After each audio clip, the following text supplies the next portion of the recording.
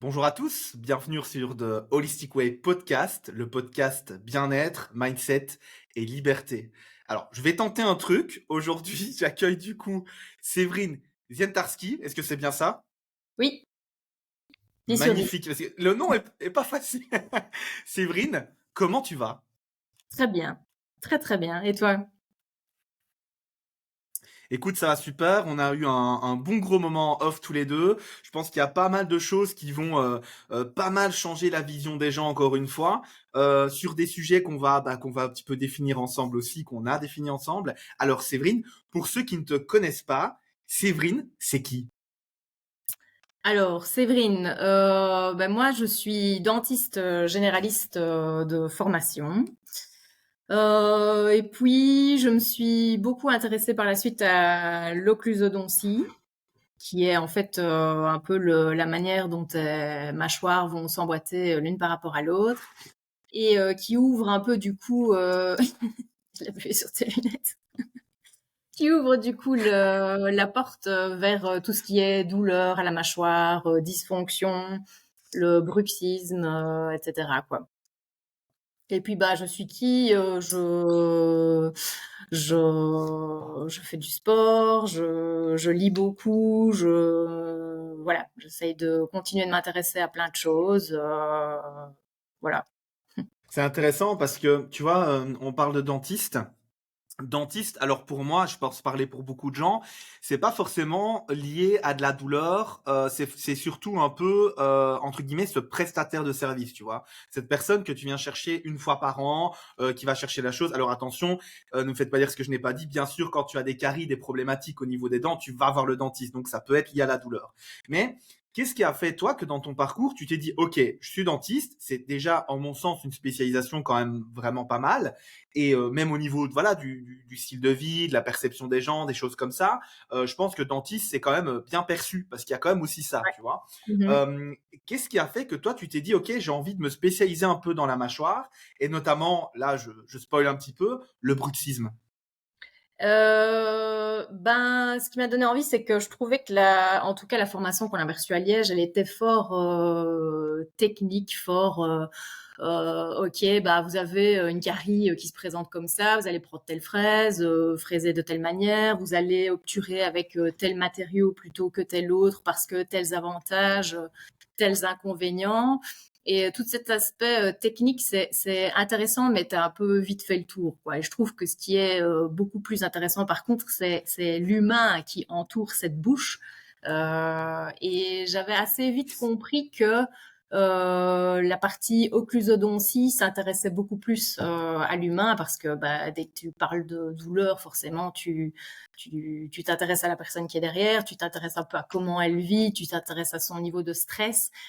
Et ça me paraissait être un domaine beaucoup plus large, beaucoup plus humain et beaucoup plus passionnant que la dentisterie un peu classique, technique, même si cette dentisterie-là est très intéressante et continue de m'intéresser beaucoup aussi. Mais voilà, j'avais envie vraiment d'aller plus vers l'humain et de m'intéresser un peu à son vécu, à comment la douleur était apparue, etc.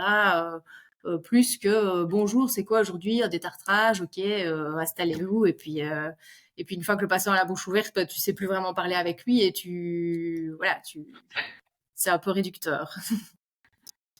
Ouais, si la personne est ventriloque peut-être et encore. Mais oui, c'est vrai qu'il y a Et ce de côté dentiste, non, c'est mais intéressant parce que je disais, il y a des bah oui j'en ai déjà rencontré des comme ça. aux patients quand il a la bouche ouverte. Et moi, j'essaie de ne pas le faire parce que c'est une discussion à sens unique, forcément. Bah ouais, c'est ça. Mais tu vois, c'est intéressant parce que tu dis, bah oui, bah, d'office, voilà, moi j'avais envie de faire un petit peu autre chose, mais en fait, déjà rien que ça, c'est un peu un biais cognitif, quoi, parce qu'en fait, forcément, tout le monde n'a pas envie de s'intéresser aux Mhm, patients, aux mhm, clients. Tu vois, moi mhm. je remarque beaucoup, j'ai des coachs sportifs qui me disent, ouais, celle-là ou celui-là, il me saoule, il est en train de Mhm. faire ses squats, il me parle, il fait pas ses séances.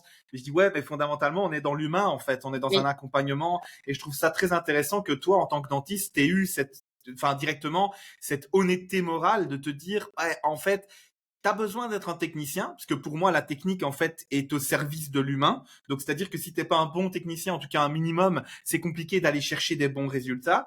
Mais tu Mhm. t'es très vite dit, ouais, mais en fait, c'est connaître les règles pour très vite les dépasser, quoi, tu vois. Mhm. Je trouve ça Mhm. assez intéressant, quoi. Ouais.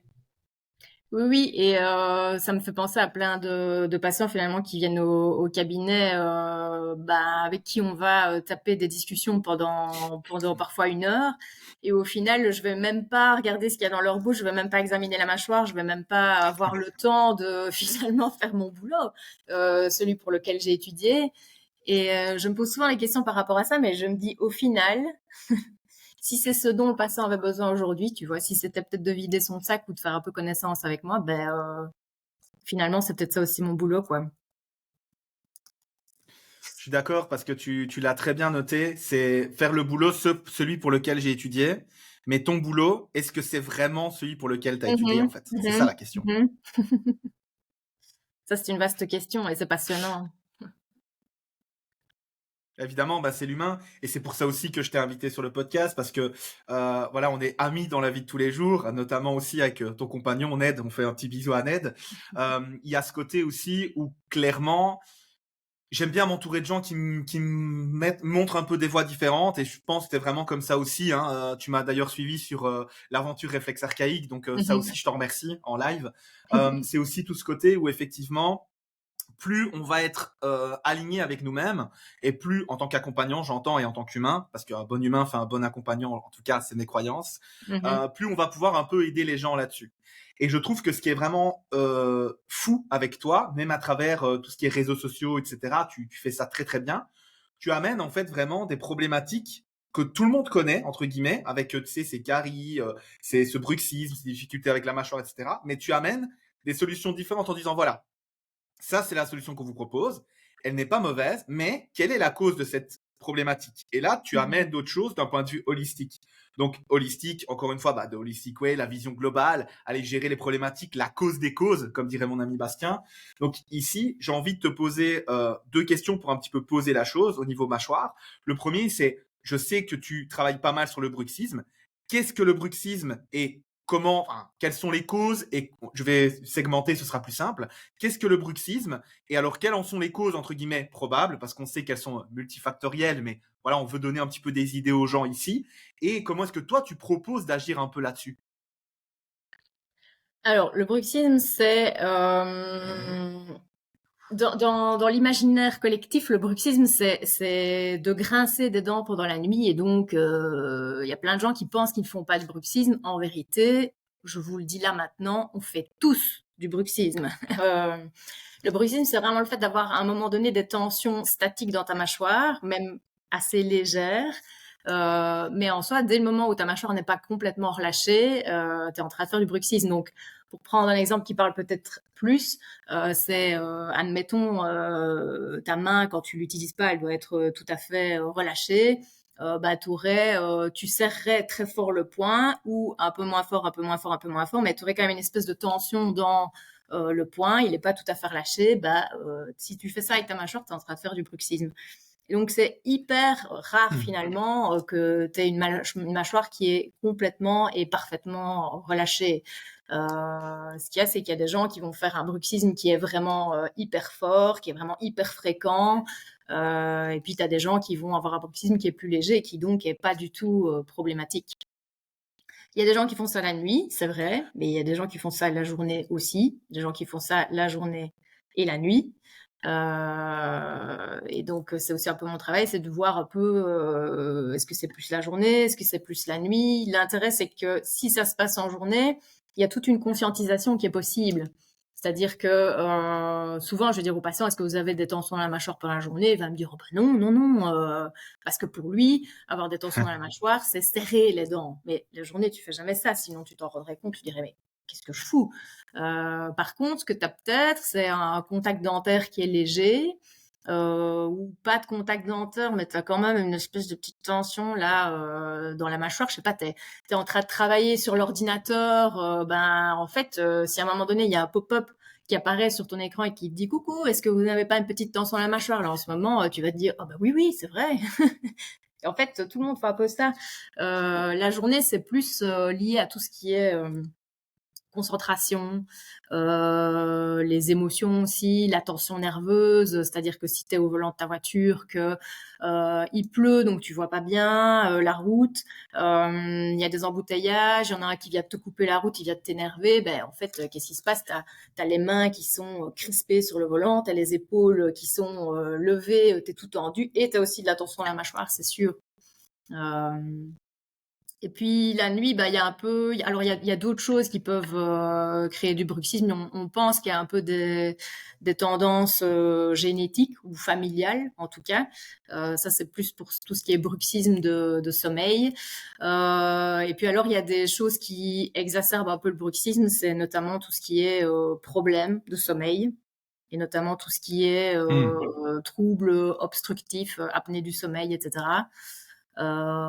Parfois, c'est la prise de certains médicaments aussi qui peut accentuer le bruxisme. Certaines substances comme l'alcool, le tabac, les drogues, tout ça, ça peut accentuer un bruxisme nocturne. Moi, j'ai Ah, un c'est peu fait le hyper intéressant. Est-ce que tu considères que le bruxisme peut être, donc jour ou nuit, hein, d'accord, dans ce cas-là, moi ouais. j'englobe la totalité du sujet. Est-ce que tu considères que le bruxisme est une façon que le corps a de gérer certaines problématiques, ou en tout cas un minimum, un indicateur d'une problématique présente? Alors oui, bah, c'est l'indicateur d'une. Alors il est physiologique, hein, ce bruxisme, c'est-à-dire que si on remonte un peu aux premiers êtres humains de la planète, ceux qui chassaient, qui cueillaient. Si on remonte là, en fait, le bruxisme, c'était une espèce d'activité réflexe, un peu, tu sais, au moment où, je sais pas moi, ils avaient repéré une bête et ils s'apprêtaient à l'attaquer pour la tuer, pour la manger, ou bien il y avait justement une menace, un danger et ils s'apprêtaient à fuir. Bah, tu sais, t'as ton cœur qui s'accélère un petit peu, t'as ta fréquence respiratoire qui augmente pour amener plus d'oxygène vers tes muscles, etc. T'as ton acuité Hmm. visuelle qui est un peu meilleure, et t'as aussi une tension qui se développe au niveau de ta mâchoire et qui est supposée en fait te placer dans une espèce d'état d'alerte, de vigilance décuplé comme ça. Donc si on remonte, en fait, c'est quelque chose qui est tout à fait physiologique et qui est destiné vraiment à te préparer quoi, pour être au max, pour être prêt à te battre ou à fuir. Quoi. Et, euh, C'est et donc, intéressant. mon sentiment, c'est qu'aujourd'hui, on est toujours un peu en train mais c'est inconscient, hein, dans l'immense majorité des cas, c'est inconscient. Bien On sûr. est toujours un peu aux aguets, on est toujours un peu en alerte, on est toujours contrarié par des notifications, par une to-do list, par 200 mails à traiter, par le bruit qu'il y a autour, l'agitation, tu es dans un bureau avec 10 personnes, tu n'arrives pas à te concentrer, etc. Et donc, tu es toujours en fait dans cet état d'alerte, tu as toujours un peu les épaules levées, les mâchoires qui sont crispées, et tu es toujours un peu bah, prêt à bondir finalement.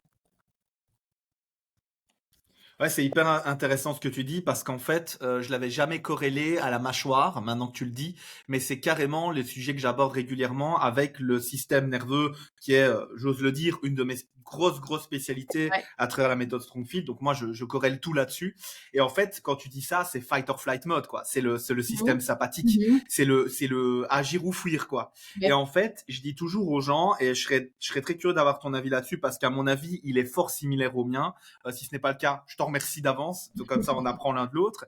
Mais il y Ouais. a ce côté où en fait, les gens sont tout le temps en train de se battre dans leur tête parce qu'on est dans une Mhm. société effectivement qui est là-dessus. C'est comme je dis, je prends toujours cet exemple assez violent de tu peux pas mettre une tarte à ton patron parce que t'es pas d'accord, même si c'est Ça, le plus gros salopard du monde. ouais. Voilà, tu peux pas. Donc en fait, les gens, et c'est ça qui me frustre le plus, les gens essayent de régler des problématiques qui demanderaient une action physique en étant que dans Mhm. leur tête. Et c'est Ouais. là où on finit un peu en burn-out, avec une Mhm. anxiété qui est chronique Mhm. et non Mhm. aiguë, parce que Mhm. tout ce que tu es en train de me dire, c'est que cette mâchoire, elle nous montre, elle nous prépare, pardon, elle nous prépare à une action dans le monde physique qui serait agir ou fuir. Mais je Mhm. vous pose la question, mesdames et messieurs, les gens qui nous écoutent aujourd'hui, quand est-ce que vous êtes dans une situation de vie ou de mort? Très rarement. Et en réalité, moi, j'ai tendance, et je pense que tu as un peu cette vision-là aussi, Ouais. à me mettre dans des situations, alors pas de vie ou de mort parce qu'il faut pas exagérer, mais des situations en tout cas où je dois agir à travers une intensité certaine, à travers le sport, le crossfit, le mouvement, ce genre de choses,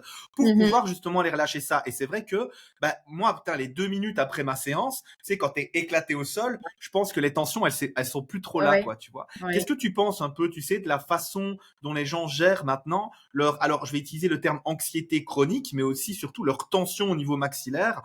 Comment est-ce que ces gens pourraient justement agir un petit peu là-dessus? Est-ce que tu es d'accord avec ce que je viens de dire? Ouais. Bah, je pense que oui, je suis entièrement d'accord.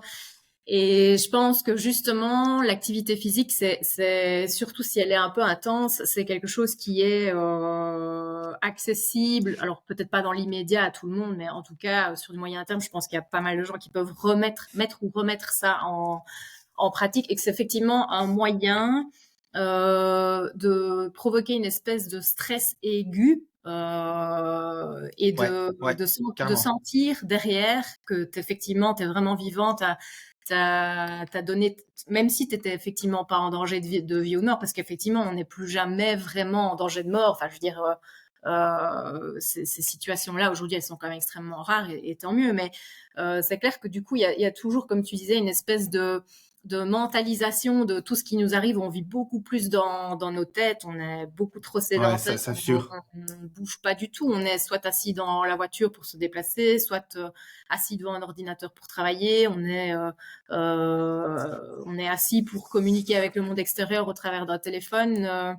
Et donc, j'ai l'impression, en tout cas, qu'il y a pas mal comme tu dis, on vit trop dans nos pensées, et j'ai l'impression que le corps essaye de nous manifester d'une manière ou d'une autre que c'est par l'action qu'on va sortir de ça. Et notamment, je trouve que pratiquer une activité physique intense, c'est vraiment le moyen de mettre un peu toutes ces pensées-là au repos, et de recanaliser cette énergie vers quelque chose de plus calme par après, quoi.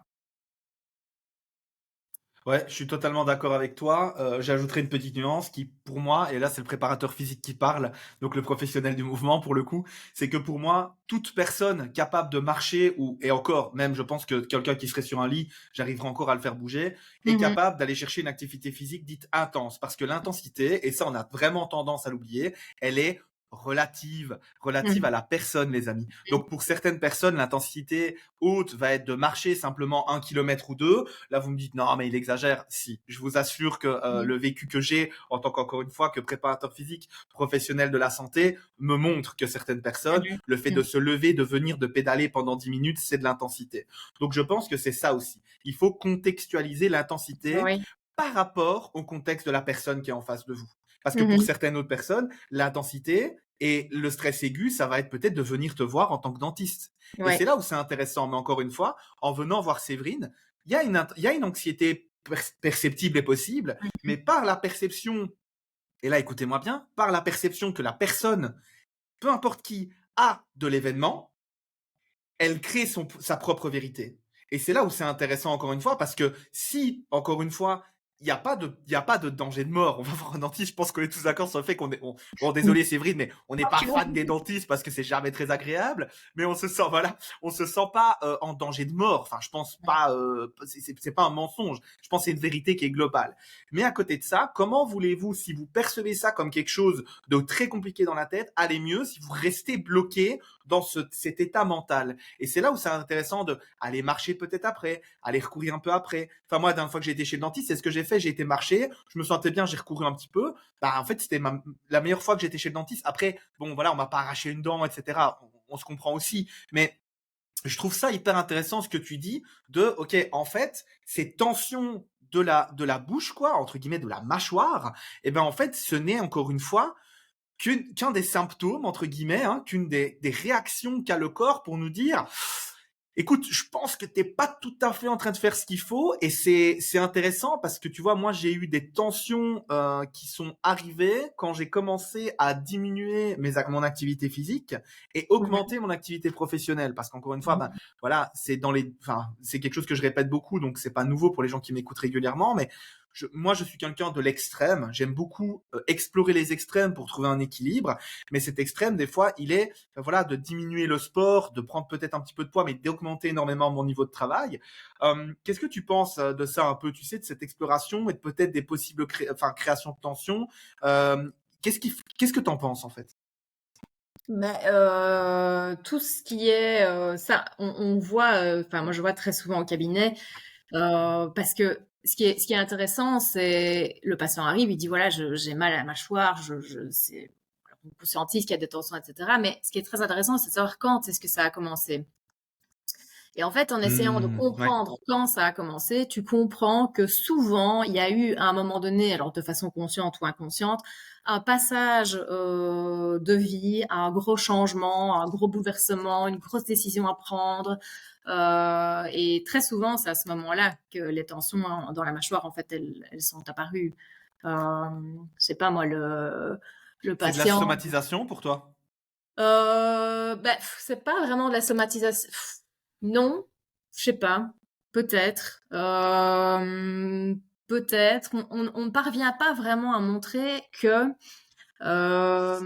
si on fait des études, tu vois, entre les patients qui ont des douleurs à la mâchoire et ceux qui ont pas mal, on ne parvient pas vraiment à montrer que l'intensité de la force dans le muscle, elle est plus importante chez les patients qui ont mal que chez les patients qui n'ont pas mal, tu vois.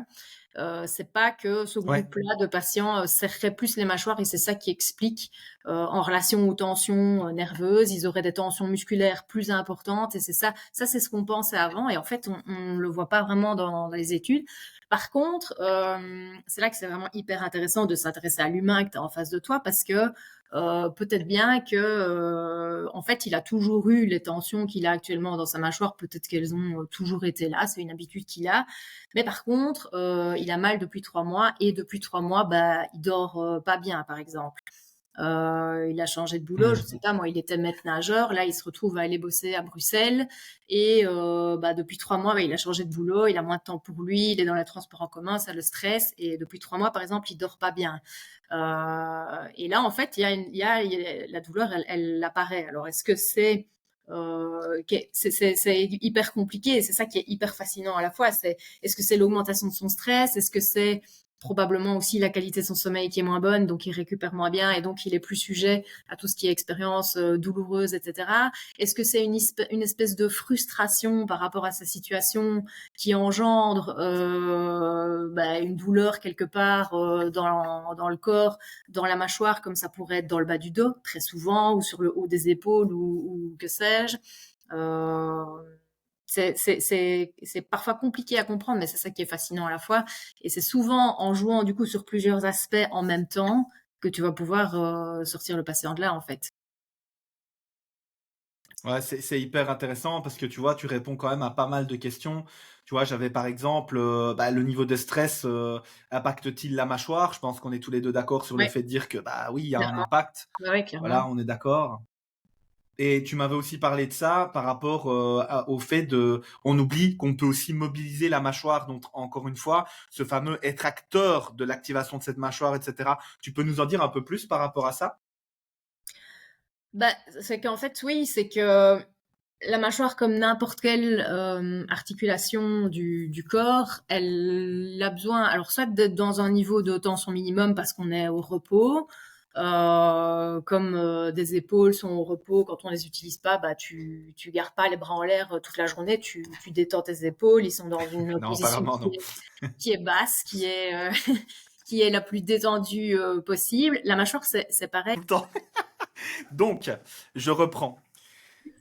Ok, donc j'avais la conversation avec une amie qui me disait, ben voilà, moi je vais voir un client impatient, je vais essayer de lui mettre justement une ordonnance pour une prise de sang, et en fait le médecin généraliste c'est lui qui va donner l'ordonnance pour la prise de sang. Et elle remarque qu'il y a beaucoup de médecins généralistes, plutôt que de dire OK, ou d'essayer de comprendre pourquoi il y a une demande en vitamine B12, etc.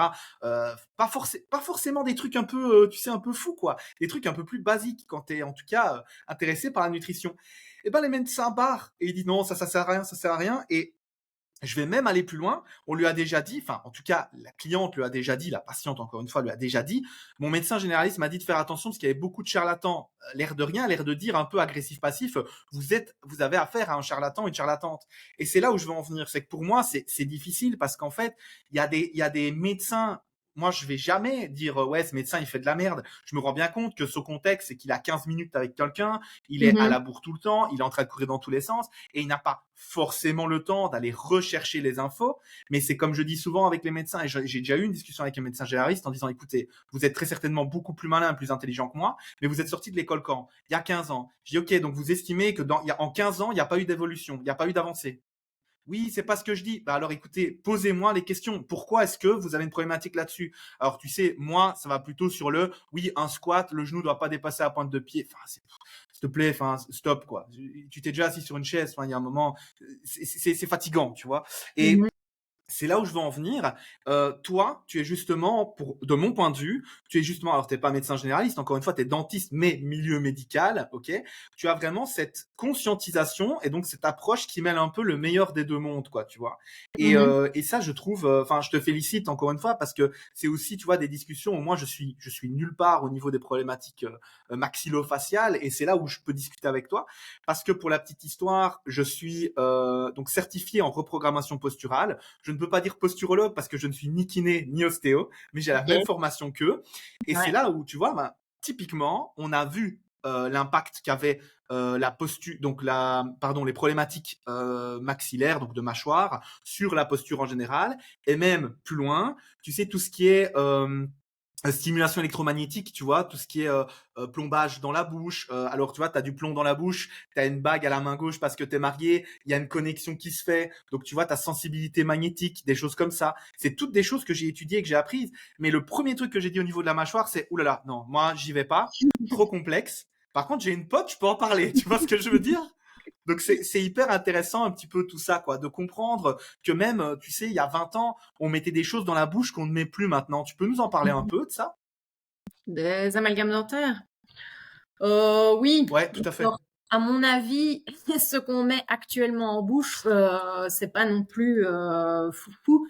En fait, l'idée c'est que on met plus d'amalgame parce que ça contient du mercure, qui, bon, alors normalement, une fois que l'amalgame a été durci, c'est-à-dire que tous les constituants ont été mélangés, la dent a été soignée, l'amalgame est durci, on a postulé pendant des années que ce mercure il était emprisonné dans l'amalgame et il n'en bougeait pas et que donc il était sans impact sur la santé. Bon, alors, on avait de toute façon rien de mieux à mettre pour reboucher les trous des caries, j'ai envie de dire. Et c'est clair que ça, on en revient un petit peu et c'est en train progressivement. Là, par exemple, on peut plus faire de. Ah, moi, j'en ai jamais fait des amalgames d'argent, mais on peut plus le faire chez les enfants et les moins de 18 ans, les femmes enceintes, je pense. Et à mon avis, ça va être progressivement complètement interdit. Mais alors, ce qu'on met pour l'instant, ce sont des résines avec toute la problématique de tout ce qu'il y a autour des résines, donc les bisphénols et compagnie. Alors, bon, on a interdit certains bisphénols, mais ce qu'on voit, c'est que ceux qui sont autorisés actuellement ont pratiquement exactement la même structure chimique et donc probablement aussi le même impact sur la santé, mais c'est juste qu'on n'a pas encore vraiment d'études suffisamment longues que pour le prouver. Et donc, Ouais. je pense que dans quelques années, on dira, vous savez, les résines composites qu'on mettait dans vos bouches, bon, c'était peut-être pas si génial que ça. Donc, je crois qu'on n'a pas encore vraiment trouvé le matériau dentaire. Alors, il y a la céramique. La céramique, elle est inerte, mais bon, la céramique, elle coûte les yeux de la tête, et donc c'est pas envisageable dans toutes les bouches. Mais les résines, je pense qu'on en reviendra dans quelques années et qu'on dira bon, c'était pas génial non plus, mais j'ai envie de dire le meilleur matériau dentaire, c'est l'émail de la dent. En fait, il faut juste tout faire pour le préserver. Et ça revient à ce qu'on disait tout à l'heure. Il faut être acteur de sa santé et tout faire pour conserver cet inestimable patrimoine que la nature nous a donné, quoi. Ouais, c'est très vrai, très juste.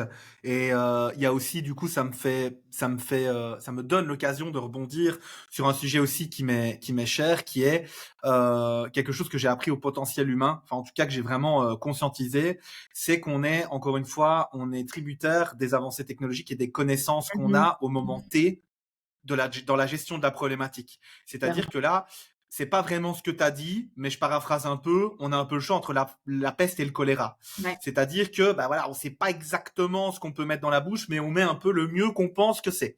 Donc, bon, voilà. Après, ne me faites pas dire ce que je n'ai pas dit, je ne suis pas aussi absolu, mais il y a quand même ce côté où bah, on n'a pas assez de recul. Un exemple qui est très franc, enfin moi je vois la série Mad Men, pour ceux qui n'ont jamais vu, extraordinaire, on voit que bah, les années 60, c'était cool pour les femmes enceintes de fumer. Je pense que Mhm. maintenant, tout le monde est d'accord sur le fait que c'est pas la meilleure idée du monde, tu vois. Et en fait, je pense qu'on est aussi, on oublie, en fait, on a tendance à dire, ok, la science, la médecine est en mode, ok, c'est la vérité vraie, c'est la seule et unique absolue. Alors déjà, pour moi, il n'y a pas de vérité absolue, mais ça, c'est ma perception du monde, ok. Mais surtout, la médecine, cette vérité, elle la crée à travers les connaissances, les compétences et les Mhm. avancées et possibilités technologiques de l'instant T du choix. Mhm. Et Mhm. là, si vous le comprenez, vous dites, ah ouais, ouais. Et là, bah, Séverine, elle est en train de nous dire quoi? Elle est en train de nous dire, on fait ce qu'il y a de mieux à faire pour le moment. Pour le moment, ouais, Pour le exact. moment. Il y a des Mhm. autres choix qui vont arriver. Et ça, pour moi, je te remercie parce que c'est quelque chose qui est hyper important. Parce que bah, moi, j'ai tendance à faire confiance aux professionnels, même si faire confiance ne veut pas dire ne jamais remettre en question, que j'aime Mhm. comprendre, je suis curieux. Et mon épouse, c'est pareil, quand elle parle avec des médecins, souvent c'est le bordel. Parce qu'elle a de très bonnes connaissances d'un point de vue physiologique, anatomique, neurotransmetteur. Et en fait, les médecins sont vite oh bordel. Et souvent, elle a la question, vous êtes dans le milieu? Et elle dit non, c'est juste qu'en fait, vous essayez de me donner un antidépresseur ou de me donner un anxiolytique. À quoi ça sert? Et en Mhm. fait, les gens sont vite perdus, tu vois, cette remise en question de l'autorité. Je sais pas ce que tu en penses de ça. Mhm. Mhm. Mhm. Ouais, ouais, ouais. Et ouais, ça rejoint un peu ce que tu disais tout à l'heure avec ton ami qui était nutritionniste ou nutrithérapeute et qui demandait des prises de sang et le médecin barrait en mode ah, ça on s'en fout. C'est que t'as parfois l'impression que tout ce qui est pas demandé par un médecin avec un numéro UNAMI, ça n'a pas de valeur en fait. Et moi, je vois beaucoup ça avec le sommeil. Je suis de plus en plus souvent amenée à penser que si un traitement ne fonctionne pas ou si un patient ne va pas mieux, c'est très souvent parce qu'il y a un problème de sommeil derrière et qu'il ne récupère pas correctement. Et je suis pas neurologue, je suis pas, voilà, j'ai pas la science infuse sur le sommeil. C'est vraiment mon prochain objectif, je dirais, c'est vraiment de me former à fond là-dessus. Mais tant que j'ai pas la formation, je me dis, OK, tout m'amène à penser qu'il y a un problème de sommeil ici, mais comme j'ai pas la connaissance, ben, je vais demander à quelqu'un qui probablement l'a et qui en plus connaît très bien son patient, qui est souvent le médecin traitant. Euh, et donc, je dis aux patients, bah, écoutez, voilà, moi, je pense qu'il y a vraiment un problème avec votre sommeil. Vous ne dormez pas bien, vous ne récupérez pas, vous faites des insomnies. J'ai des bonnes raisons de penser que peut-être vous faites des apnées la nuit, etc. Et puis quand j'envoie le patient la fois d'après, je lui dis alors, vous en avez parlé avec votre médecin traitant, qu'est-ce qu'on met en place, est-ce que vous allez peut-être faire des tests, etc. Oui, oui, il m'a prescrit un somnifère. Et je me dis, ah bah oui, super, bingo.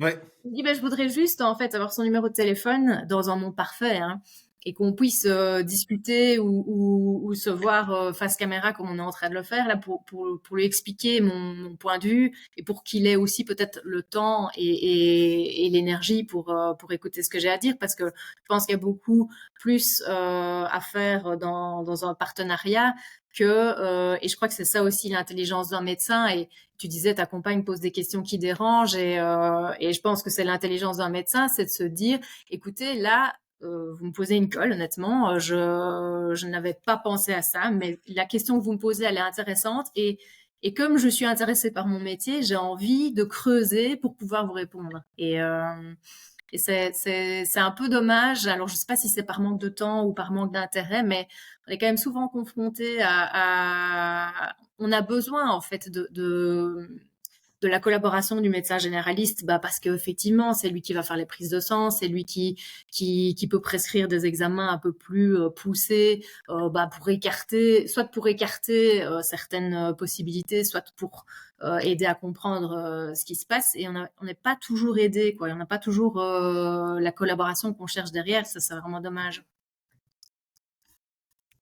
C'est super intéressant ce que tu dis parce que pour moi, le mot collaboration, c'est ce qui sauvera le monde, tu vois. Mhm. C'est-à-dire encore une fois, j'en parle quasiment dans tous les podcasts, mais cet ego mal placé, c'est une problématique énorme parce que quand tu places mal ton ego, tu rentres en confrontation avec tout le monde alors qu'en fait, toi, ton objectif par la prise de parole que tu veux avoir avec le professionnel en face de toi, c'est de collaborer et de faire comprendre. Et moi, Mhm. je me rends compte que quand j'arrive, entre guillemets, avec mes gros sabots, ça fait un peu peur aux gens parce qu'ils ont plus l'habitude, en fait, de ça de Mhm. devoir en fait ils prennent ça comme une confrontation parce que tu remets en question et en fait Ouais. tu remets en question non pas pour confronter mais pour comprendre et collaborer mieux et en fait c'est encore une fois un paradigme qui est complètement tronqué et je pense qu'on est dans un monde où la base des bases c'est toujours plus alors que moi ma base des bases c'est toujours mieux et ça c'est important tu vois de le comprendre. Mhm. Ici, je pense qu'on a pas mal parlé au niveau de la mâchoire. Il y a un dernier sujet vers lequel j'aimerais aller au niveau de la mâchoire. Je sais que on l'a dit un petit peu en off, mais tu as un collègue qui est vraiment hyper spécialisé là-dedans. Mais aussi les maux de tête.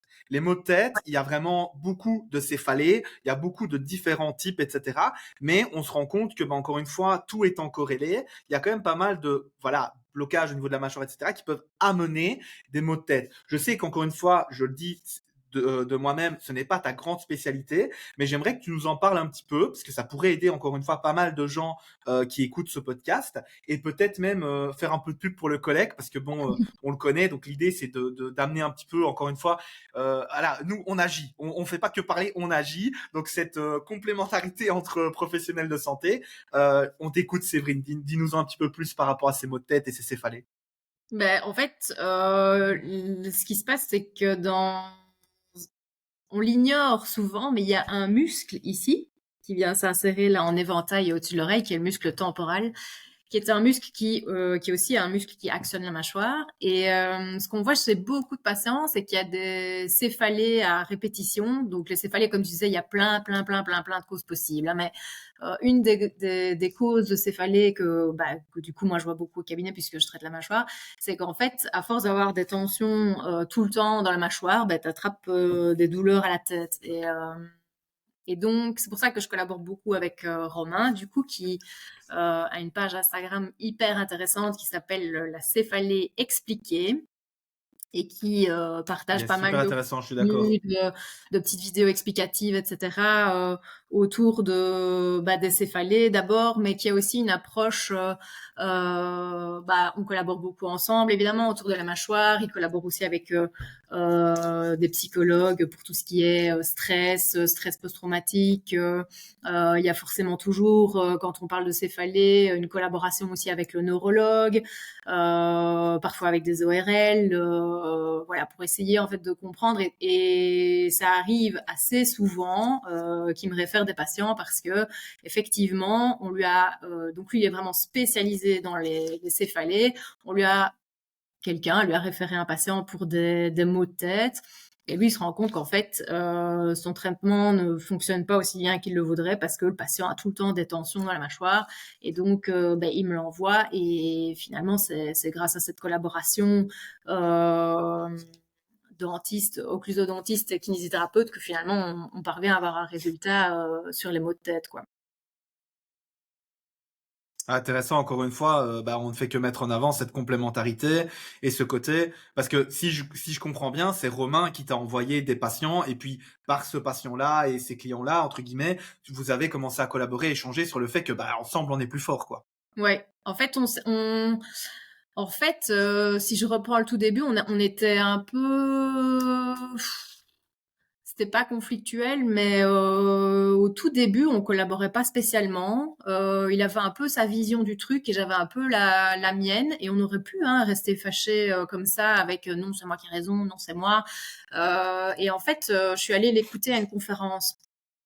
Et j'ai posé plein de questions et puis il me dit: «Non mais tu sais quoi? Viens, on parle à la pause, on va discuter et cetera» et en fait, en échangeant nos points de vue, on s'est dit: «Bah oui, effectivement, son point de vue est intéressant». Puis lui s'est dit: «Ouais, son point de vue aussi».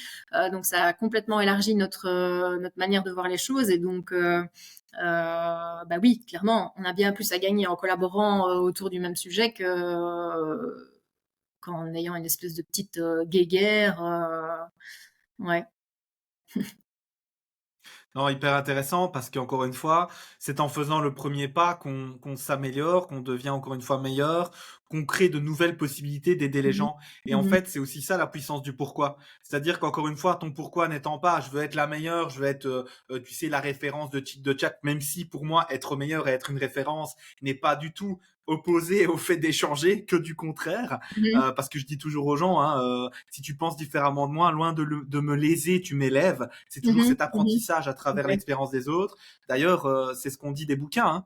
Hein. Tu Mhm. vois, c'est ce côté un peu, c'est 100 ans d'expérience d'une personne qui est dans un petit bouquin et tu apprends des autres, quoi. Mhm. Donc, Mhm. je trouve ça très très fort et très juste. Donc, on vous invite vraiment, si jamais vous avez envie d'en apprendre un petit peu plus, allez sur ce compte Instagram là. Je le mettrai dans la description à mon avis. Et puis voilà aussi bien retenir cette idée de collaboration à travers les différents métiers, les différents fonctionnements, parce qu'encore une fois, bah, ça ne fait que taper le clou qui fait qu'en fait on se renforce et on est en meilleure santé, ce qui est l'objectif de tout, a priori accompagnant de l'humain. Ça c'est ma perception en tout cas. Merci Mhm. à toi Séverine.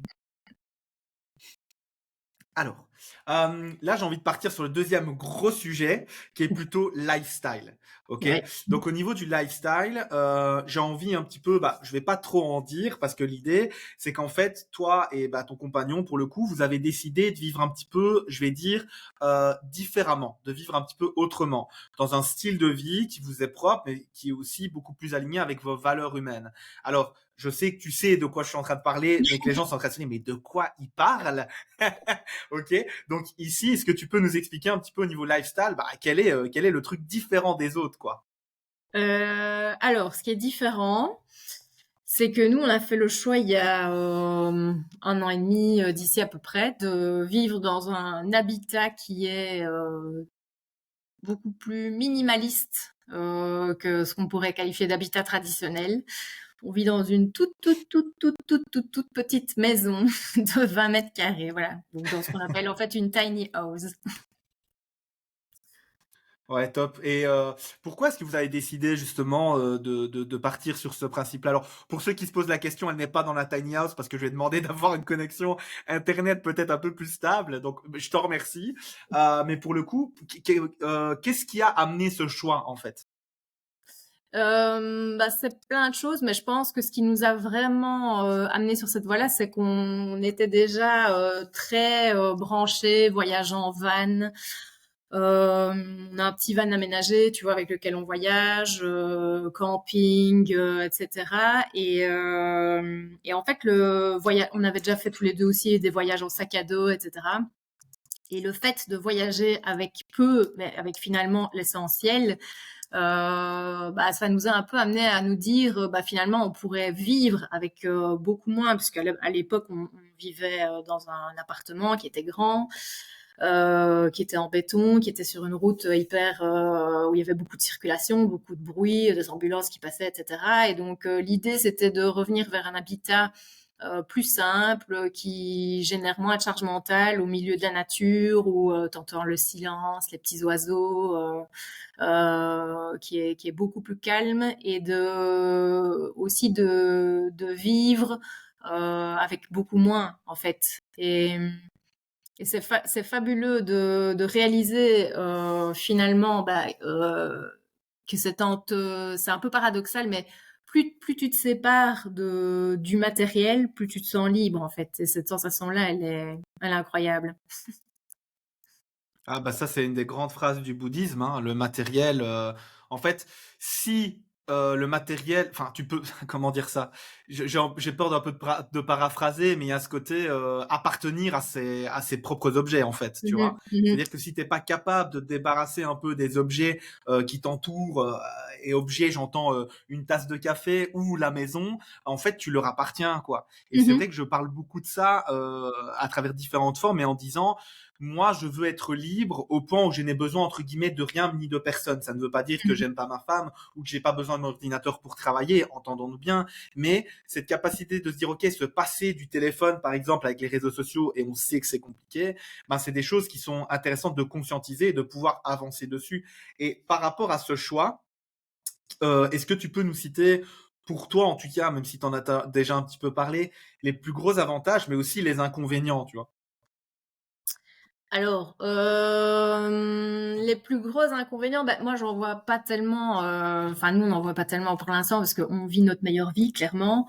Là, on a l'impression de moi, j'ai l'impression de d'habiter en vacances, quoi.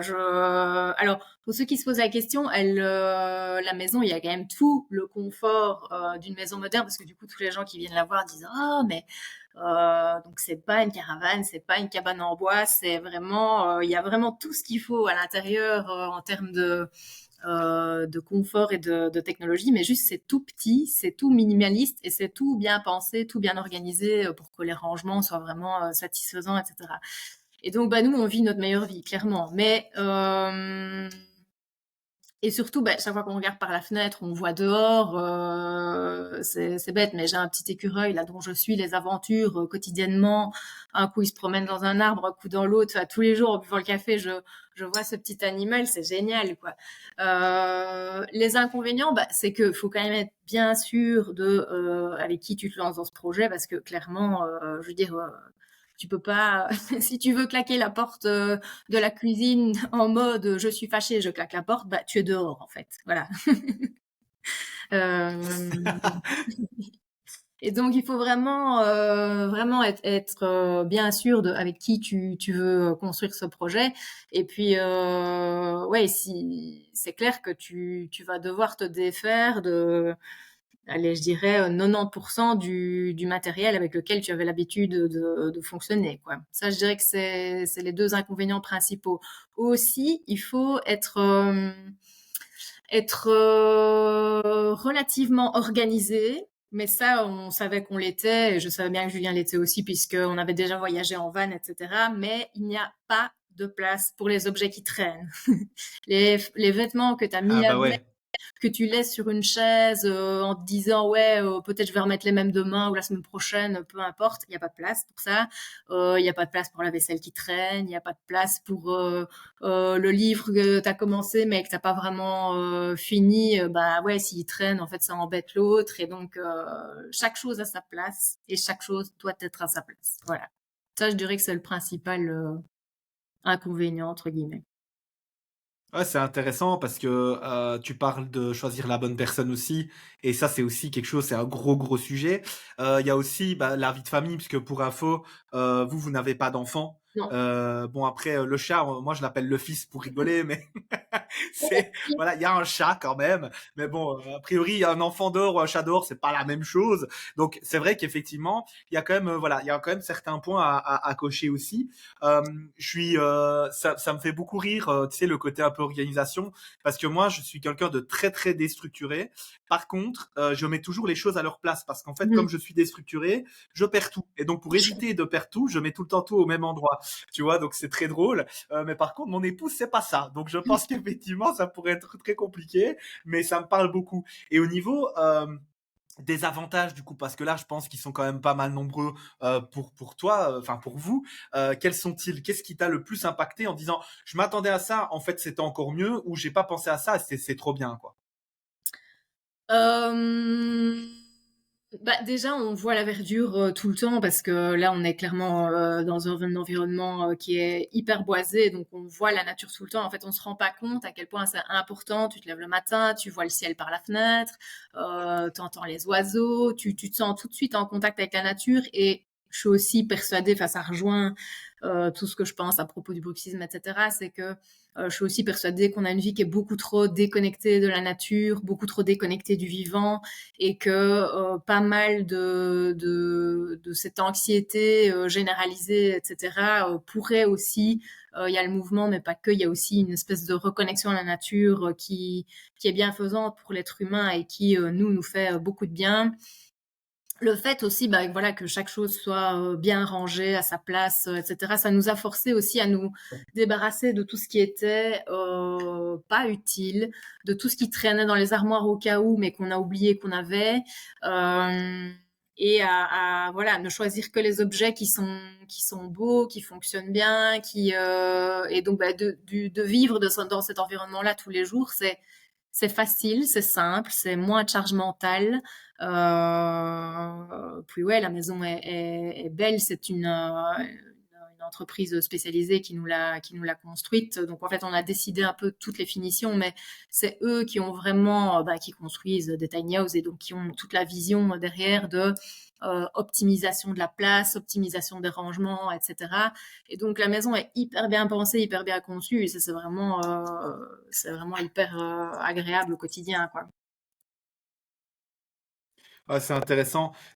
C'est assez pertinent, je pense, ce côté un peu charge mentale, tu vois, parce que ça rejoint un peu la question que je voulais poser juste après, qui était euh, pour toi, de ton point de vue, à qui est-ce que tu conseillerais de passer en tiny house en fait?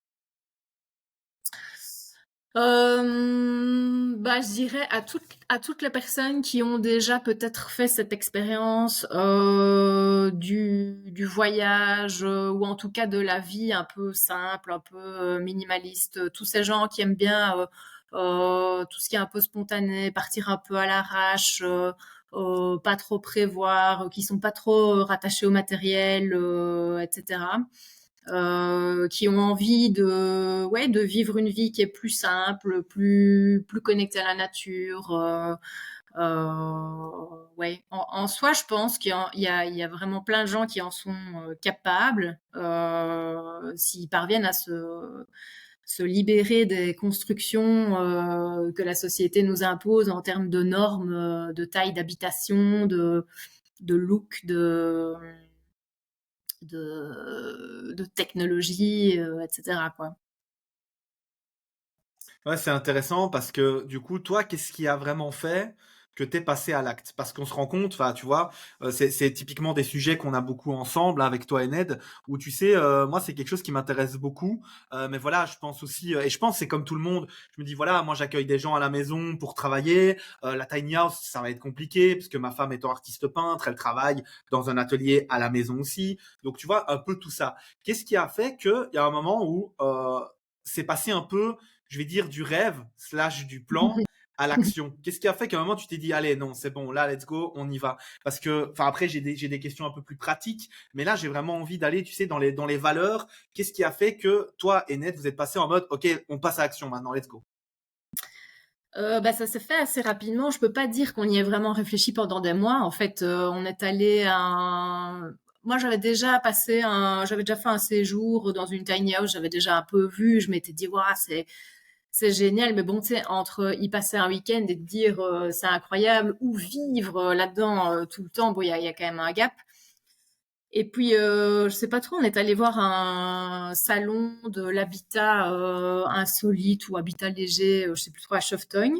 Et en fait, on a visité des tiny houses. Et ouais, l'idée que j'avais peut-être des tiny houses, c'était que c'était les gens un peu marginaux, tu sais, un peu la caricature des gens un peu très à gauche, tu vois, qui vivent un peu olé olé comme ça, tu vois. Et en fait, on a vu des tiny houses, mais qui étaient hyper bien fichus, quoi. Tu rentrais et tu avais l'impression d'être dans une maison, mais juste tout était petit, quoi. Et en fait, on est rentré dans la voiture retour sur Liège, et puis on en a discuté. Et je sais pas, à un moment donné, on s'est regardés tous les deux et on s'est dit, mais est-ce qu'on tenterait pas l'aventure de vivre dans une tiny house? Et c'est pratiquement à ce moment-là que ça s'est décidé, en fait. Mais je pense qu'on était tous les deux déjà bien préparé à l'idée d'une vie plus simple, avec moins de matériel, etc., quoi. Je pense que on attendait que cette visite, peut-être pour confirmer.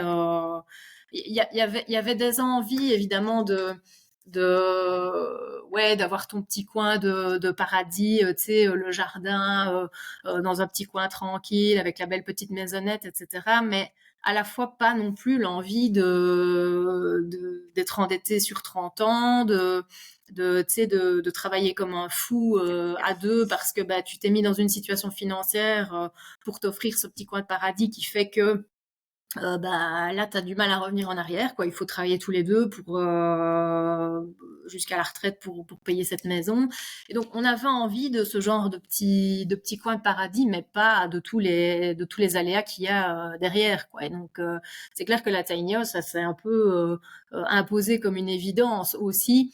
Dans l'idée, parce qu'on n'est pas absolument certain qu'on finira nos jours ici ou qu'on n'a pas envie peut-être à un moment donné de faire un peu des expériences à l'étranger, bah, la maison, elle est transportable en soi.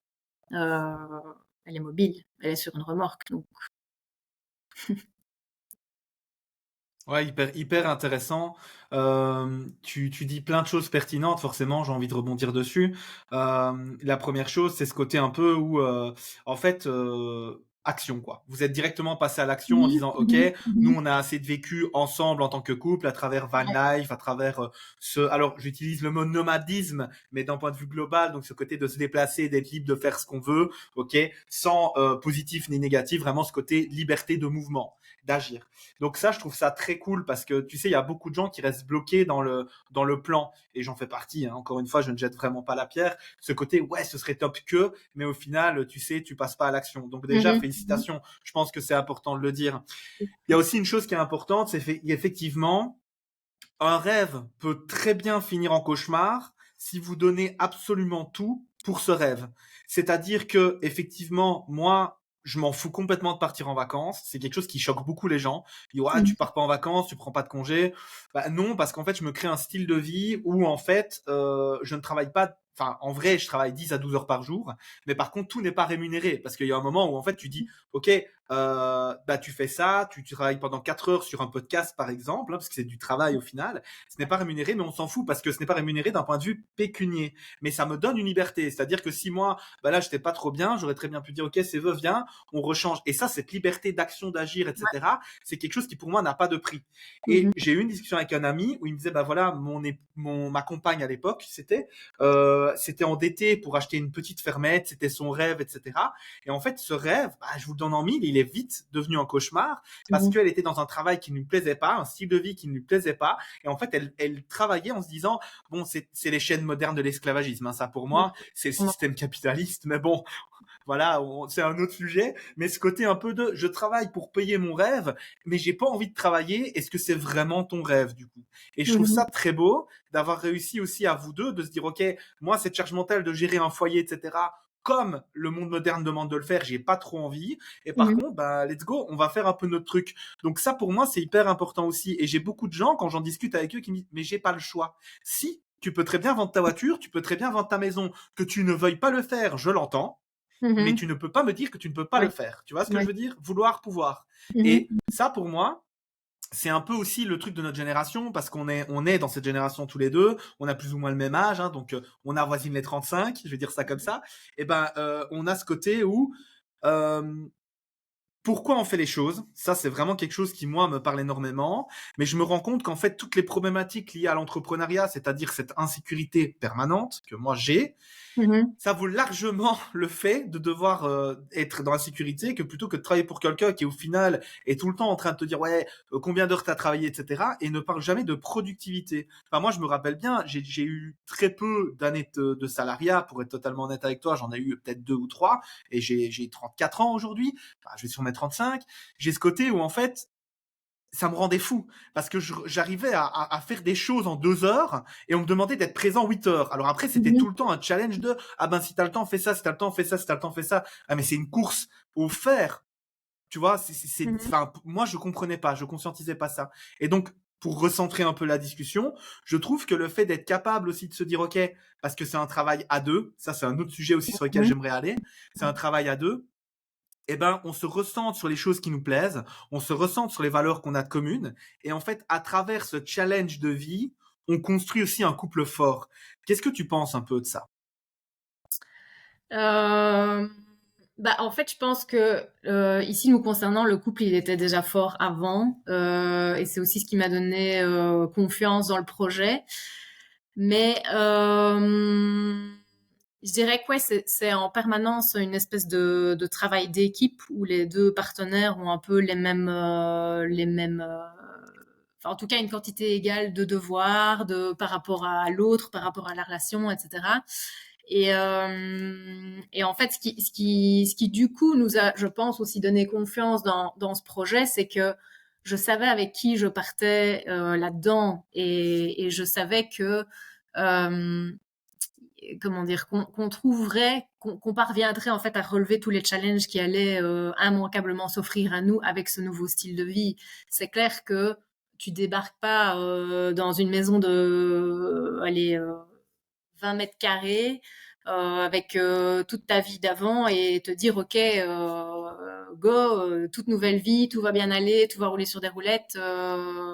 Alors il y avait évidemment de la confiance parce que comme je l'ai dit, je savais avec qui je m'embarquais là-dedans, mais c'est tout. Je savais aussi que c'était tout un apprentissage, que ça allait être finalement des challenges quotidiens, un peu des défis, qu'il allait falloir évidemment remettre en question un certain nombre de choses, qu'il allait falloir ouvrir plus grand nos esprits, trouver un peu des nouvelles choses, des nouveaux éléments pour un peu nous enrichir l'un l'autre et enrichir notre manière de vivre.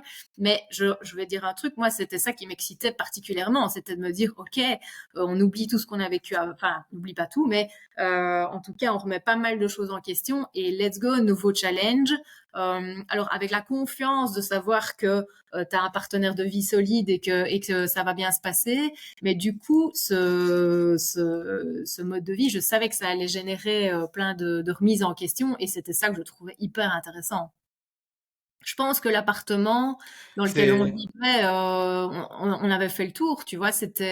Alors c'est toujours, tu sais, t'as des potes qui viennent chez toi et qui sont en mode, waouh, c'est génial chez toi, c'est trop bien, c'est lumineux, et puis toi t'es là, ouais, ouais, je ressentais ça aussi au début, mais là je sens que, je sais pas, j'ai un peu fait le tour de la question et j'ai besoin d'aller vers quelque chose de nouveau, quoi.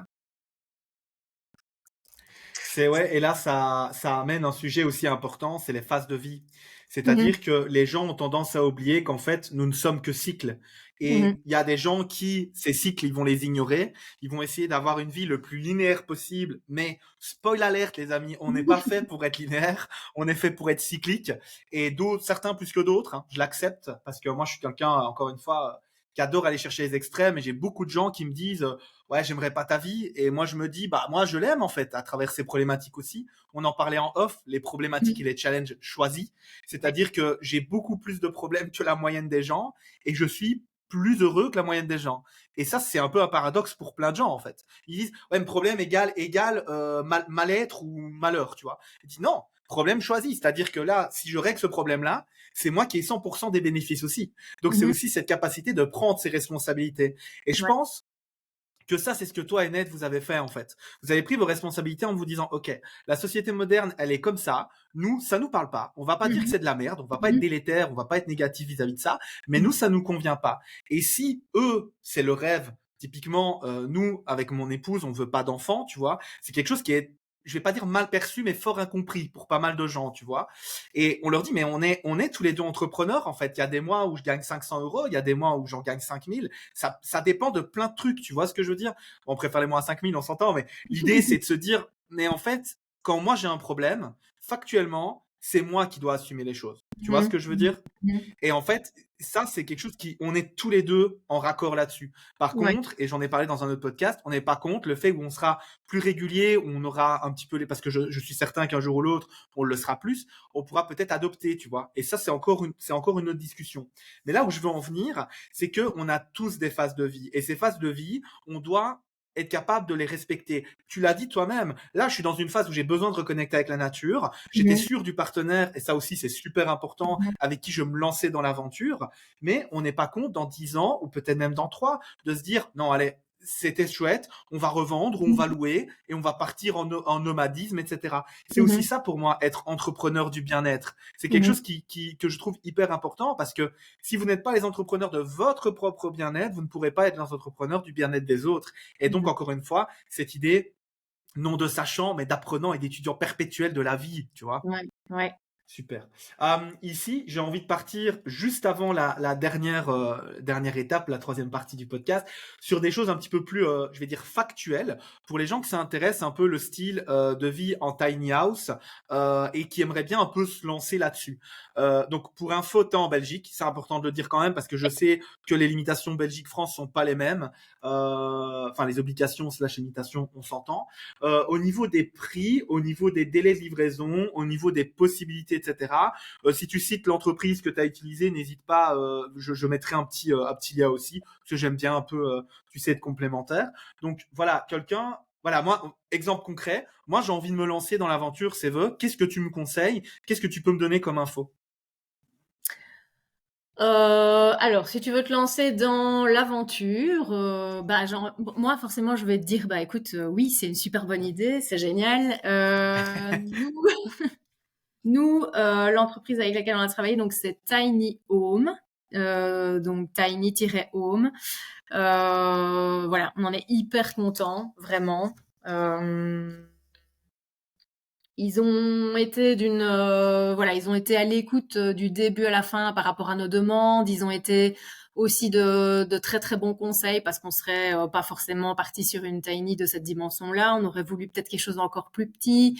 Et puis c'est vrai qu'en réfléchissant un peu à ce qui est important pour toi quand même dans ta maison, tu vois. Moi, ce qui était important pour moi, c'est que par exemple on cuisine beaucoup, on prend beaucoup le temps de cuisiner, de préparer nos repas et on aime bien de le faire à deux. Et donc, il fallait quand même que la cuisine soit d'une certaine dimension, qu'il y ait au moins un petit plan de travail pour chacun si on doit cuisiner à deux, etc.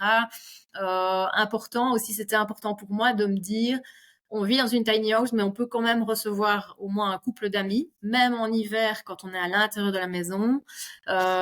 Et on peut les recevoir et on peut être bien installé dans le salon pour prendre l'apéro, on peut être bien installé autour de la table pour manger. Ça, c'était un aspect important. Et donc, ils ont été vraiment aussi de très très bons conseils sur comment finalement, parce que tu sais, tu vois des trucs sur Internet, c'est incroyable, c'est magnifique. Tu vois des trucs sur Instagram, tu dis waouh, je veux cette maison.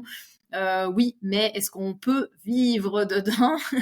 Est-ce qu'on peut habiter dedans tous les jours de l'année? Bah, pas souvent. Et donc, ils ont été d'extrêmement bons conseils en fait par rapport à tout ça pour voir un peu comment agencer l'espace au mieux. En termes de budget, ben, ça dépend vraiment de nouveau de comment tu la conçois, quoi. Et, quelle dimension? Tu comptes habiter à combien là-dedans? Est-ce que tu vas vivre seul? Est-ce que tu vas vivre en couple? Est-ce que tu envisages peut-être d'avoir un enfant? Quel est le niveau de finition que tu souhaites? Est-ce que tu t'en fous complètement, t'es pas du tout attaché à l'esthétique? Ou est-ce que tu veux du beau bois? Est-ce que tu veux des beaux matériaux? Est-ce que tu veux te faire un peu plaisir? Tu veux mettre une fenêtre avec un châssis rond, un Velux, qu'en sais-je moi. Et puis aussi, bah, comment tu vas l'équiper? Est-ce que tu as envie que ce soit carrément roots, genre vraiment la vie à la sauvage? Ou est-ce que tu as envie quand même de conserver un peu de ta vie d'avant et que donc tu vas l'équiper de tout ce qu'il y a dans une maison moderne. Tout ça, évidemment, ça va conditionner pas mal le prix de la maison. Je dirais qu'au mètre carré, c'est beaucoup, beaucoup, beaucoup plus cher qu'un habitat traditionnel. Voilà, je dirais, à mon avis, si tu chipotes beaucoup dedans, que tu fais beaucoup toi-même, tu peux t'en sortir peut-être pour 40 000 et puis toutes les folies sont possibles derrière en termes de tarifs, quoi. Ouais, grosse fourchette pour quelque chose d'un peu basique. J'aurais dit un peu la même chose que toi de ce que je vois. Maintenant, il y a aussi moyen d'avoir des tiny house entre guillemets en occasion entre Ouais. guillemets. Donc c'est des gens qui se disent ouais bah je vais revendre la tiny house donc qui est déjà construite. Attention que là, comme Séverine est en train de le dire, bien attention de voir si la tiny house, oui elle est belle, elle est bien faite, elle est bien finie, mais est-ce qu'elle est corrélé aux envies et aux besoins de votre vie de tous les jours ou pas, si c'est pas ça. Mais c'est vrai que c'est important. Là, c'est vrai qu'en Eucas, il y a quand même moyen d'avoir quelque chose d'un peu sympa à 25-30 000 euros. Mais encore une fois, c'est quelque chose qui est déjà fait. En tout cas, c'est ce que j'ai vu moi. C'est pas une vérité. C'est peut-être aussi quelqu'un qui a besoin d'argent, on sait pas. Mais en tout cas, je pense qu'effectivement, si tu dis entre 40-50 000 euros pour quelque chose d'un peu basico-basique et que tu montes jusqu'à, je dirais, allez, 75-80 000 euros pour quelque chose d'un petit peu plus solide, t'es quand même, alors au mètre carré, je suis d'accord avec toi, mais t'es quand même largement en dessous d'une maison où à 150 000, t'as quelque chose, oui, t'as 4 murs, quoi. T'as 4 murs et Mhm. quelques portes, quoi. Mhm. Donc c'est hyper important pour moi de me dire, ok, au niveau des prix, il y a un peu tout et rien, on est d'accord là-dessus, puis ça dépend qui les fait, mais là où je veux aussi rebondir, c'est le fait de bien vous faire accompagner, payer 10 000 euros en plus, certes, t'es peut-être un petit peu bloqué en te disant, bon, c'est quand même 10 000 euros, etc., même si je pense qu'au niveau des prêts, si t'as quand même quelque chose d'un peu cohérent derrière à amener, je pense que c'est pas trop problématique là-dessus. Mais par contre, le fait de bien vous faire accompagner, bah vous, ça vous a quand même un peu, je vais pas dire sauvé la mise, mais ça vous a permis vraiment d'avoir quelque chose à la hauteur de vos envies, vos espérances et votre style de vie. Donc ça, c'est hyper important. Et au niveau des délais, ça donne quoi? Bah nous, je pense qu'entre le moment où on s'est vraiment décidé et le moment où la maison était prête, je pense qu'il s'est écoulé une petite année. En soi, je pense que ça aurait pu aller plus vite si on avait voulu que ça aille plus vite. Maintenant, on n'était pas pressé. C'était, voilà, on avait vraiment envie de prendre le temps de réfléchir à cette maison parce que il y a rien à faire. Autant dans une plus grande maison, tu vas pouvoir, tu sais, t'as mis le divan en face de la fenêtre et la télé dans l'autre coin, et puis tu te dis oh non non, finalement je vais changer, je vais faire autrement parce que à l'usage, en vivant dedans, tu te rends compte que finalement ça sera mieux dans l'autre sens. Bah là, il n'y a pas vraiment énormément de possibilités de modification, donc on a vraiment pris le temps de réfléchir à comment on allait agencer et concevoir cette maison. Mais oui, je dirais qu'il s'est écoulé une année à peu près. Ouais. Ouais, c'est ouais, c'est comme tu dis en fait cette année, c'est comme toujours, c'est-à-dire que tu vois, on parle d'année, moi je parle de trajet en général, donc des laps de temps relativement longs. Il y a des gens qui vont se dire putain, une année c'est long, il y en a qui vont dire c'est court, mais dans tous les cas de figure, que ce soit long ou court, on s'en fout un peu, essayez d'optimiser. Là l'année, elle vous a permis justement à toi et Ned de dire OK, de réfléchir, de remettre un peu entre guillemets hein, de bon sens et d'objectifs au niveau de la tiny, et au final vous avez optimisé ça. Moi, je dis toujours, les podcasts les plus intéressants que j'écoute, c'est souvent dans les trajets ou alors quand je cuisine, parce que je cuisine comme toi. Moi, si j'avais une tiny house à avoir, ce serait une belle cuisine, mais ce Mhm. serait aussi une zone. Alors, c'est intéressant parce que tu vois, j'avais pas pensé à une zone d'accueil pour les gens qu'on invite, mais surtout une zone d'accueil, mais qui serait aussi une zone où moi je peux travailler, parce que j'ai Mhm. vraiment besoin d'une zone où je Mhm. travaille, tu vois. Plutôt que ma femme, elle a besoin d'une zone un petit peu plus à côté, où là, je me dis tiens, il faudrait que je pense à, tu sais, avoir une terrasse plutôt qu'une terrasse, avoir peut-être quelque chose de très vitré en plus qui viendrait Mhm. se mettre en annexe de la tiny. Parce que ça, c'est des choses aussi qu'on voit beaucoup. Alors en Belgique, c'est un peu plus compliqué parce qu'il pleut beaucoup, mais on voit que les gens transforment l'extérieur en une pièce de vie, quoi. Ça aussi, c'est pas à oublier. Mhm. Ok, super. Est-ce qu'il y a, avant qu'on parte sur la dernière partie, quelque chose dont tu voudrais parler voilà, en ajout par rapport bah, au problème de la première partie, c'est-à-dire tout ce qui est spécialité mâchoire, ou alors tiny, ou peut-être même voyage slash liberté. Dernier sujet sur lequel tu voudrais aller avant d'aller sur les questions. Écoute, j'ai l'impression qu'on a déjà pas mal discuté de tout un tas de choses là. Je n'ai pas C'est d'idées précises l'idée. en tête. Ah, on est bien, on est bien. Bah, je pense qu'on va aller sur la dernière partie. Ok pour toi? Ok. Ok, magnifique. Alors, première question, peux-tu me donner un livre, une œuvre, un podcast que tu conseillerais et pourquoi? Alors, il y en a plein, mais un livre qui m'a vraiment marqué et qui a transformé ma manière de vivre dès les premières pages, et je pense que c'est d'ailleurs un livre qui est pas mal responsable des choix de vie que j'ai fait par la suite, c'est L'art de la simplicité de Dominique Leroux. Où en fait, Je connais pas du tout, c'est cool. alors, en plus, c'est un petit livre, c'est vite lu, c'est facile à lire. Elle commence forcément par expliquer bah, comment tu vas désencombrer ta maison, comment tu vas trier ta garde-robe, comment tu vas te défaire de tu sais, tous ces trucs que tu gardes pour oui, mais je garde cette robe pour le jour où ma cousine se mariera. Oui, mais ce pull, si j'achetais un pantalon jaune, il irait bien avec, alors je vais quand même le garder, mais en vrai, ça fait 2 ans qu'il n'est pas sorti de ta garde-robe, tu vois. Donc, ce qui fait que dès le premier chapitre, tu fermes le livre et tu dis, OK, je dois trier ma maison, quoi. Mais vraiment, elle te convainc tellement que tu dis, OK, c'est maintenant, go, je vais commencer à désencombrer ma maison, quoi. Et puis, elle part dans d'autres aspects de la vie. Oui, elle aborde aussi comment tu peux un peu trier tes relations, comment tu peux trier ce que tu manges, comment tu peux trier tes pensées. Vraiment, toujours dans cette optique de simplicité, quoi. Très bon Super bouquin. intéressant parce que je me rends compte avec tout ce que tu dis là qu'au final, tu es tout le temps dans l'action. Et ça, je trouve ça très cool parce que je dis souvent aux gens, moi j'ai beaucoup d'expérience parce que je me plante beaucoup. Et je me plante beaucoup parce que j'essaye beaucoup. Et donc, je Mhm. trouve ça très chouette que tu donnes un bouquin qui amène en fait vers un truc bien typique de ta personnalité qui Mhm. est, OK, on passe à l'action et on agit. Donc, je te remercie. OK, est-ce que tu as d'autres bouquins? On est bon pour toi ou podcast? Podcast, il y a les podcasts de Jérém Backpacker, qui est un gars que je suis sur Instagram et qui a créé un podcast qui s'appelle Les Entrepreneurs Nomades. Voilà, bah aussi axé autour de l'autonomie, l'indépendance, essayer de donner un peu tous les conseils qu'il a lui-même mis en application pour aider les autres en fait à mener la vie qu'ils souhaitent mener, à se défaire finalement du système dans lequel on vit, à retrouver de l'autonomie sur ta vie, bosser pour toi plutôt que bosser pour quelqu'un d'autre, voilà. Et le mec, c'est un liégeois et il est vraiment, il est simple, il parle comme si t'étais son pote et vraiment intéressant. Excellent, c'est un collègue liégeois du coup. Bah je vais un peu aller voir, tiens. Intéressant.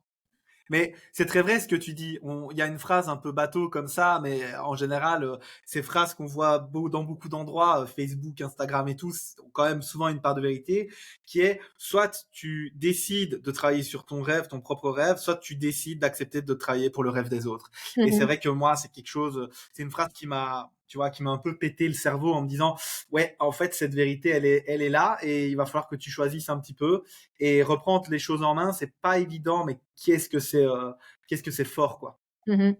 Alors, y a-t-il une citation ou un mantra qui te guide dans les moments difficiles? Alors, oui, il y a je crois que c'est un proverbe tibétain qui dit si le problème a une solution, il ne sert à rien de s'inquiéter. Et s'il n'y en a pas, alors s'inquiéter ne changera rien. Voilà. En gros, ne sois jamais C'est vrai. inquiet. C'est pas forcément facile C'est à ça, mettre en ouais. application au départ, mais une fois que tu l'intègres et que tu t'y tiens, vraiment, tu mènes une vie dédramatisée et sereine par rapport à beaucoup de choses, en fait. Ouais, c'est très vrai et on en revient à l'action encore une fois. Soit tu as la possibilité d'agir pour régler le problème. Dans ce cas-là, tu mets ton énergie non sur le fait de stresser sur le problème, mais de régler le problème. Et au final, si le problème n'a pas de solution, à quoi bon s'inquiéter? Très vrai, j'aime beaucoup. C'est un peu stoïcien comme philosophie. Moi, j'aime Ouais, bien. ouais. Ok. Alors, si tu devais laisser un seul message au monde, lequel serait-il? Alors, je dirais, la vie, c'est maintenant. Euh, N'attendez pas pour vivre, faites tout de suite ce voyage que vous avez envie de faire, apprenez tout de suite à jouer de cet instrument de musique que vous avez envie d'apprendre à jouer, n'attendez pas la retraite, n'attendez pas d'avoir des problèmes de santé, si vous avez vos 2 bras, vos 2 jambes, vous avez toute votre tête, prenez le temps, ralentissez, arrêtez de courir partout. En fait, prenez le temps de vous recentrer sur la vie là maintenant et de la vivre pleinement, quoi. C'est marrant que tu dis ça parce que pas plus tard qu'hier, c'est ça que j'étais en train de rechercher sur mon téléphone. J'ai mis une story qui me parle beaucoup de ça. Et c'était, alors je me permets de la citer, ne laissez Vas-y. rien pour plus tard. Plus tard, le café refroidit. Plus tard, les mots restent non dits. Plus tard, les rêves s'effacent. Plus tard, les chances s'envolent. Plus tard, on vieillit. Plus tard, la vie passe. Plus tard, on regrette de ne pas avoir fait quelque chose en sachant qu'on a eu l'occasion de le faire.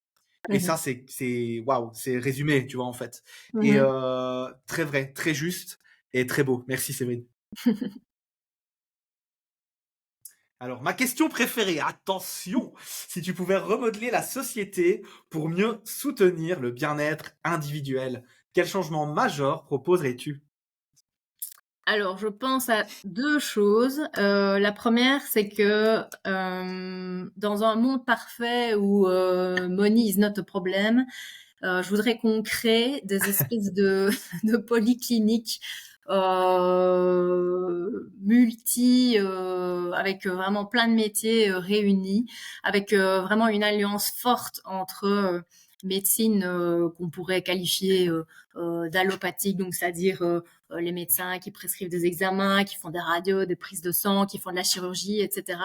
Et aussi le côté un peu plus paramédical, bien-être, des kinésithérapeutes, des ostéopathes, des coachs, un psychothérapeute, un nutritionniste, un naturopathe, voilà, où il y aurait vraiment une alliance entre tout ce qu'on peut mesurer qui est traitable par un médicament, par une chirurgie, mais aussi tout ce qui est plus de l'ordre humain et qui nécessite aussi l'intervention de gens qui ont non seulement peut-être l'énergie, mais aussi l'envie de rechercher des connexions aussi profondes avec leurs patients slash clients, parce que pour moi, il n'y a que en approchant le patient vraiment par plein de facettes et plein de côtés différents qu'on peut vraiment l'aider, je pense.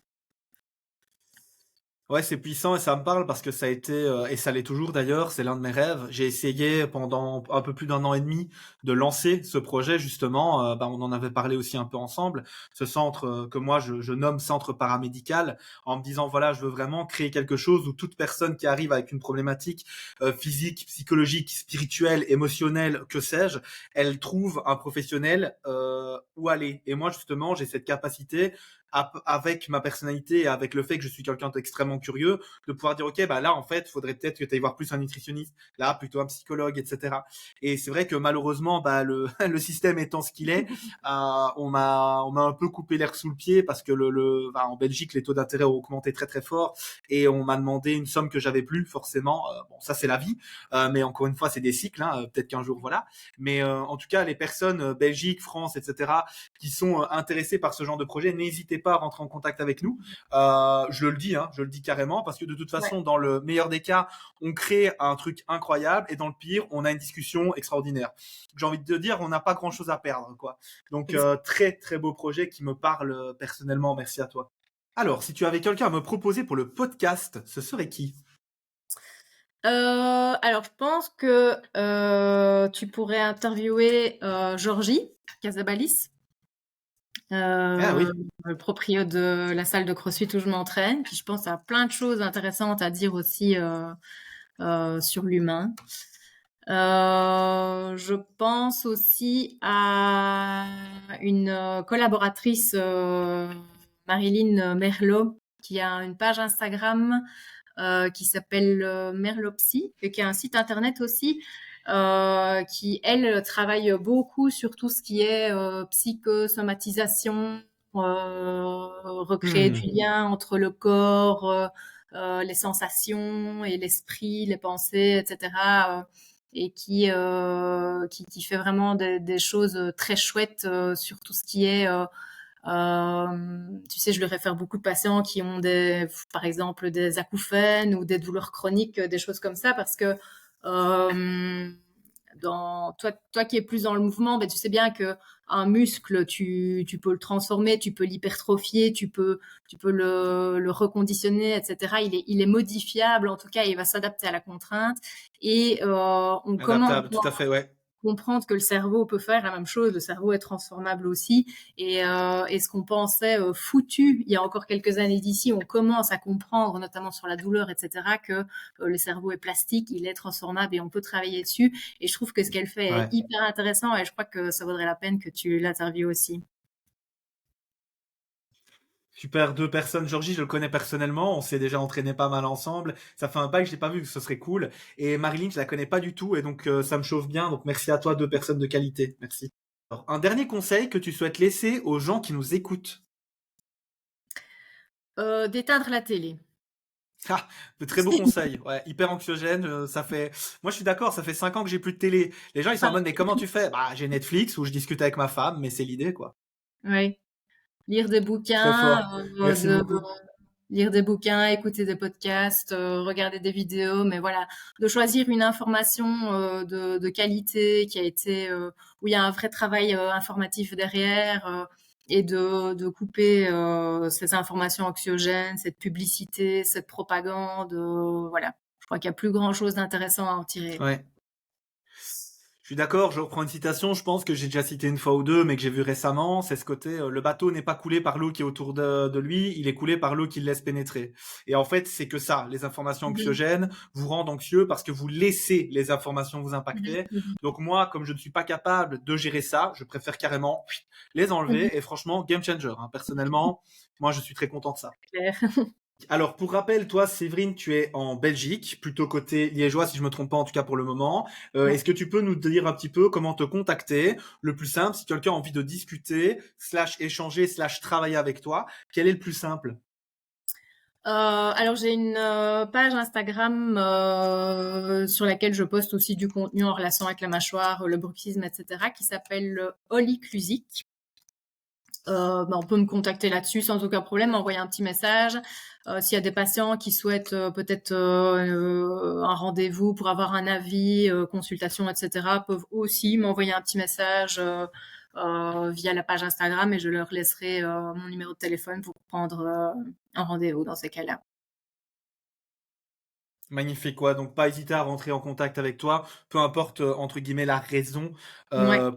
par Instagram, je pense que c'est le plus simple aussi, hein, Oui, effectivement. oui. Ok. Super. Un grand merci à toi, du coup, Séverine, pour ces presque 2 heures de qualité et d'échange. Lui aussi. Eh bien, à bientôt tout le monde, à bientôt Séveux, À bientôt, Benja. et on se retrouve très vite pour un prochain épisode de Holistic Way.